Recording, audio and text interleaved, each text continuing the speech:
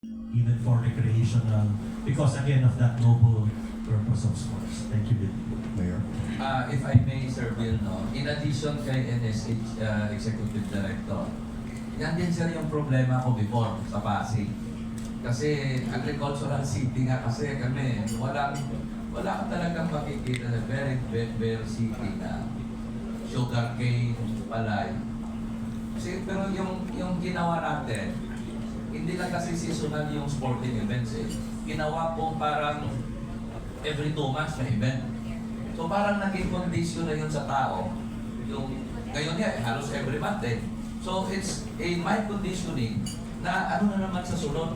And it became a regular schedule na may nangyayaring sporting event. And because of that, we encourage yung mga restaurant.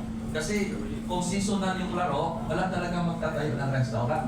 Kailangan talaga regular. So para yung mga Jollibee, mga fast food na ganyan, mga kainan, magiging attractive yung lugar. So hindi naman sa sinasabi ko na yung Pasig marami ng kainan, pero hindi lang yung local talaga ngayon, ang dami. Halos mga 1 to 2 kilometers stretch, puno na yan ang kainan. Sinasabi ni Sir Bill na inasal, halos lahat ng klase ng inasal. So that's it. It should be on a regular basis the sporting event in every locality, not on a seasonal basis. Dapat magtimbang kayo after going to Pasig. Now let's open the floor to questions from our friends in the media. You know the drill. Please come forward, identify yourself, your media organization, and fire away.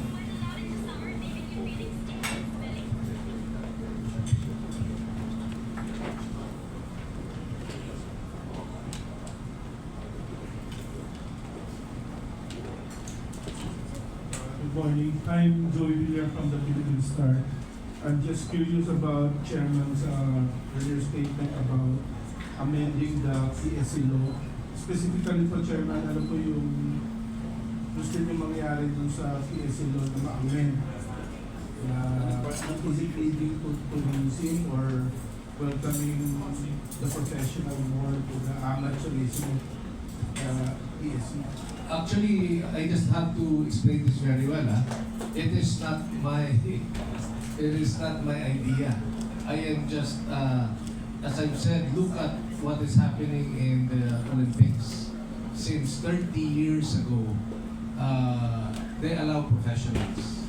So the amendment is because of what is happening in the global sports spectrum. That is the allowing professional athletes to compete in the Olympics. That is what we have to do. Kasi very clear pa sa provisions, Joey, ng PSC at amateur. So, hindi na talaga, wala na sa panahon. No? Number 2, maraming provisions dun sa batas na pwede nang i-improve para mas maging progressive yung Philippine Sports Commission. Not just for elite athletes. It is really to take care of 112 million Filipinos. No? Let us not, we all know that there's a blessing from PAGCOR. And what do we do with that money? It is that we cannot just use that money to spend for athletic development. We really have to use it as well to encourage LGUs to develop their own sports programs like what Mayor is doing in Pasig. So, maraming sangayan, maraming iuugat yan. But at the same time, what is important is we can also analyze, like what Attorney Al mentioned a while ago, that because sports is business.